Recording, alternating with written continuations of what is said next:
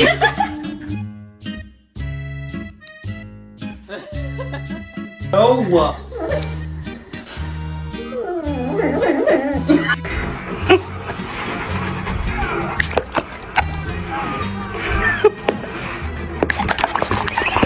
No, it's no good. See, I think it is.